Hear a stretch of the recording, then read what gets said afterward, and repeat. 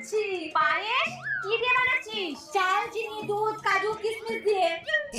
তাহলে কড়াইতে জল কেন? পায়েসে কি জল লাগে নাকি? তুই কি বুদ্ধু রে? জল না দিলে ভাত করবো কি করে? জল ফেল, ফেল বলছি।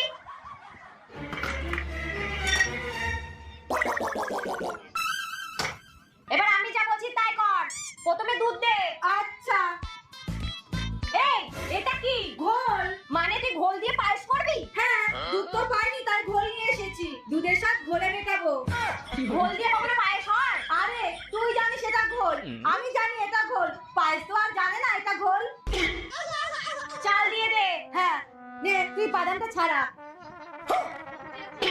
এগুলো কি বাদাম এনেছিস? আরে আস্তে, কাজু বাদামের অনেক দাম। তাছাড়া পায়েস তো আর জানে না এটা কাজু বাদাম না। এই পায়েস খাবে কে? শাশুড়ি মা আমার